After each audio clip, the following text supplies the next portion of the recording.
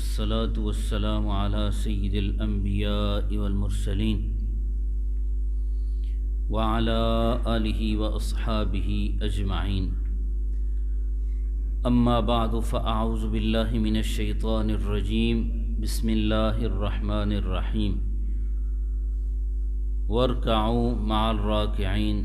صدق الله مولانا العظيم وصدق رسوله النبي الكريم الأمين. محمد سيد الكونين والثقلين والفريقين من عرب ومن عجم، هو الحبيب الذي ترجى شفاعته لكل هول من الأهوال مقتحم. مولاي صل وسلم دائما أبدا على حبيبك خير الخلق كلهم. ارشاد ربانی ہے وارکعوا مع الراکعین، رکوع کرنے والوں کے ساتھ رکوع کرو. اس کا معنی یہ ہے کہ نماز پڑھنے والوں کے ساتھ نماز پڑھو. رکوع نماز کا جزو ہے، اور یہاں پر اس جزو کا کل پر اطلاق کیا گیا ہے، اور اللہ تبارک و تعالی نے خصوصیت کے ساتھ رکوع کا ذکر اس لیے فرمایا ہے کیونکہ یہودیوں کی نماز کے اندر رکوع نہیں، اور اللہ رب العزت نے جو فرمایا کہ رکوع کرو رکوع کرنے والوں کے ساتھ، اس کا مطلب مفہوم اور معنی یہ ہے کہ باجماعت نماز ادا کرو. وہ اس لیے کہ یہودی الگ الگ نماز پڑھا کرتے تھے، تو اللہ تبارک و تعالی نے امت محمدیہ کو حکم دیا کہ جماعت کے ساتھ نماز ادا کیا کرو، تاکہ جماعت کے ساتھ نماز ادا کرنے کے جو فوائد ہیں وہ تمہیں حاصل ہو سکیں. قرآن و حدیث کے اندر بکثرت نماز پڑھنے کی تاکید آئی ہے، بلکہ مومن کے لیے، مسلمان کے لیے کامیابی اور کامرانی کو نماز کی حفاظت کے ساتھ مقید فرمایا ہے کہ جو بندہ نماز کی حفاظت کرے گا، کامل اکمل طریقے سے اس کو ادا کرے گا، تو وہی مومن فلاح پا جائے گا، کامیاب ہو جائے گا، کامرانی اور کامیابی اس کا مقدر بن جائے گی. اللہ رب العزت نے ارشاد فرمایا قد افلح المؤمنون الذین هم فی صلاتهم خاشعون. تحقیق وہ مومن فلاح پا گئے جو اپنی نمازوں کے اندر خشوع و خضوع اختیار کرتے ہیں. اللہ رب العزت نے اس کے بعد مومنوں کی باقی صفتوں کو بیان کیا. آگے جا کر اللہ رب العزت نے فرمایا والذین هم علی صلاتهم یحافظون. وہ مومن بھی فلاح پا گئے جو اپنی نمازوں کی حفاظت کرتے ہیں. قرآن مجید کے اندر اللہ رب العزت نے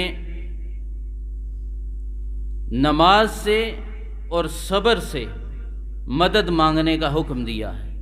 فرمایا وَاسْتَعِینُوا بِالصَّبْرِ وَالصَّلَاةِ. نماز سے اور صبر سے مدد مانگا کرو. اور مختلف مقامات پر ان لوگوں کے لیے وعیدیں بھی قرآن مجید کے اندر اللہ رب العزت نے بیان فرمائی ہیں جو نمازوں کے اندر سستی برتتے ہیں. اللہ رب العزت نے ارشاد فرمایا فَوَيْلٌ لِّلْمُصَلِّينَ الَّذِينَ هُمْ عَنْ صَلَاتِهِمْ سَاهُونَ. فرمایا ہلاکت ہے ان کے لیے، ان نماز پڑھنے والوں کے لیے جو نمازوں کے اندر سستی برتتے ہیں۔ الذین هم عن صلاتهم ساہون، آگے فرمایا الذین هم یراؤون، ان کی نمازیں کیسی ہوتی ہیں؟ فرمایا وہ دکھلاوے کی نمازیں پڑھتے ہیں، ریاکاری کرتے ہیں نمازوں کی، تو فرمایا ان کے لیے ہلاکت ہے۔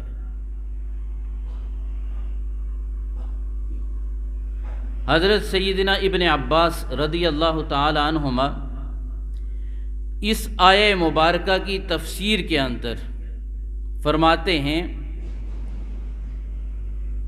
کہ جن لوگوں کے لیے اللہ رب العزت نے فرمایا ہے کہ وہ نماز تو پڑھتے ہیں، اس کے اندر سستی برتتے ہیں، تو ان کے لیے ہلاکت ہے، تو وہ کون سے لوگ ہیں؟ تو سیدنا ابن عباس رضی اللہ تعالی عنہما آپ فرماتے ہیں وہ لوگ ہیں کہ جو نماز پڑھتے ہیں لیکن اللہ سے ثواب کی امید نہیں رکھتے، ایک وہ لوگ ہیں۔ اور فرماتے ہیں دوسرے وہ لوگ ہیں کہ جو نماز ہی نہیں پڑھتے اور نہ ہی ان کو اللہ کے عذاب کا ڈر ہے، ایک وہ لوگ ہیں۔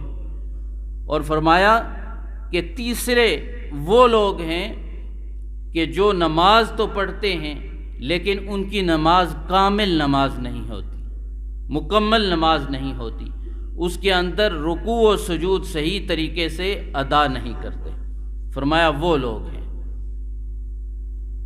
اور حضرت ابو العالیہ رضی اللہ تعالی عنہ آپ فرماتے ہیں کہ اللہ رب العزت کی اس آیہ مبارکہ کا منشا، مفہوم اور معنی یہ ہے کہ ان لوگوں کے لیے ہلاکت ہے جو نماز کو احسن طریقے سے ادا نہیں کرتے، رکوع و سجود اچھے طریقے سے ادا نہیں کرتے، ان کے لیے اللہ رب العزت نے ارشاد فرمایا فویل للمصلین، ان نمازیوں کے لیے ہلاکت ہے۔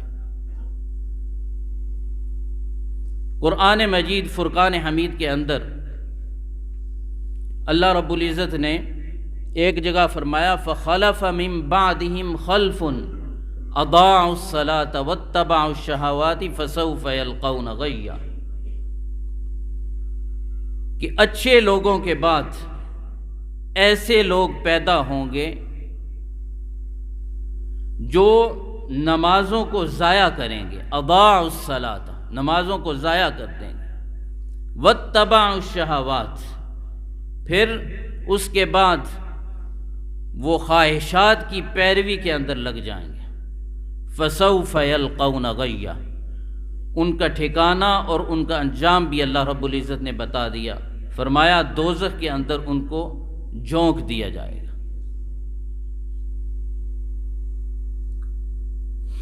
اسی طرح اللہ رب العزت نے فرمایا کہ قیامت والے دن جو جنتی لوگ ہیں وہ دوزخیوں سے پوچھیں گے کہ تمہیں کس وجہ سے دوزخ کے اندر ڈالا گیا، آج کس وجہ سے، کس عمل کی وجہ سے تم مصیبت کے اندر گرفتار ہو؟